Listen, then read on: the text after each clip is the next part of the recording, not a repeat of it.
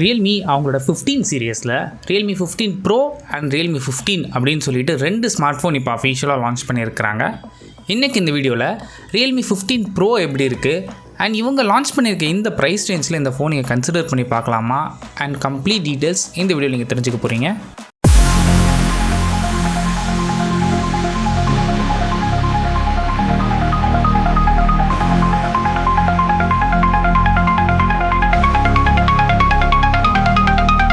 First நம்ம பார்க்குறது design பொறுத்த வரைக்கும் 15 எடுத்தாலும் சரி இல்லை 15 Pro எடுத்தாலும் சரி சிமிலரான டிசைன் தான், பெரிய சேஞ்சஸ் எதுவும் கிடையாது. இந்த டிசைனை பார்க்கும்போது என்னோட பர்சனல் ஃபீலிங் என்ன அப்படின்னா இது கொஞ்சம் அவுடேட்டட் டிசைன் மாதிரி இருக்குது. காரணம் ரெட்மியில் இதே டிசைன் ஒரு 2 வருஷத்துக்கு முன்னாடியே கொடுத்துருக்காங்க. அண்ட் ஈவன் ரியல்மியில் நிறைய ஃபோன்ஸ் இந்த டிசைனோட பட்ஜெட் ரேஞ்சில் வர எல்லா ஃபோன்ஸ் இந்த மாதிரி தான் இருக்குது.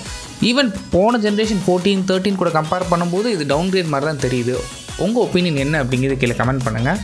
15 Pro பொறுத்த வரைக்கும் இங்கே 6.8 இன்ச்சஸ்க்கான 1.5K resolution AMOLED display use பண்ணியிருக்கிறாங்க.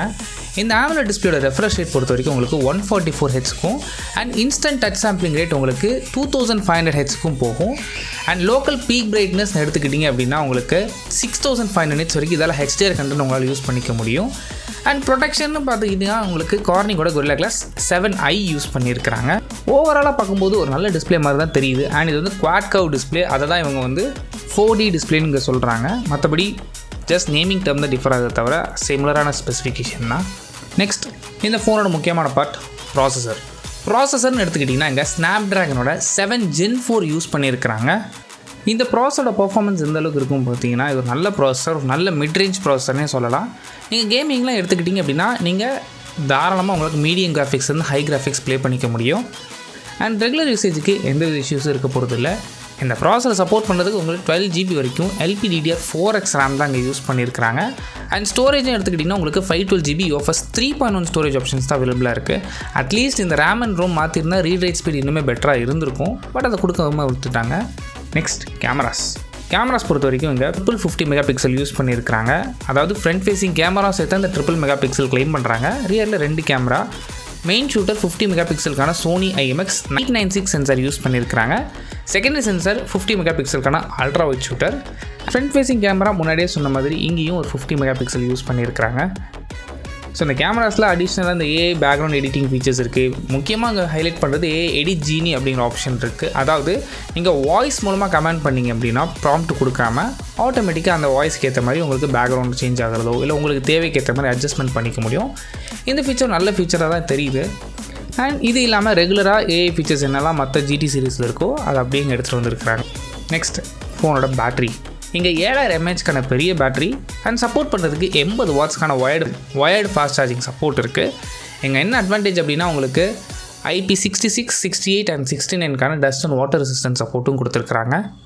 இவ்வளோ நேரம் நம்ம ஹார்ட்வேர் பற்றி பார்த்தோம். சாஃப்ட்வேர்னு எடுத்துக்கிட்டிங்கன்னா Android 15 ரன் ஆகுது அவுட் ஆஃப் த பாக்ஸ். இதுக்கு மேலே Realme UI வெர்ஷன் 6 அப்ளை பண்ணியிருக்கிறாங்க.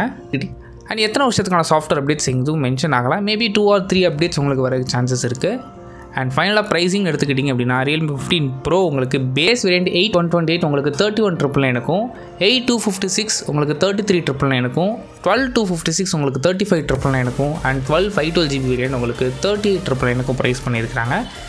இந்த ஃபோன் ஆஃபர்ஸ் இல்லாமல் இருக்குது. ஆஃபர்ஸோடு வேணும் அப்படின்னா உங்களுக்கு 3000 rupees வரைக்கும் பேங்க் ஆப்ஷன்ஸ் அவைலபிளாக இருக்குது. இது செலக்டட் கார்ட்ஸ் தான்.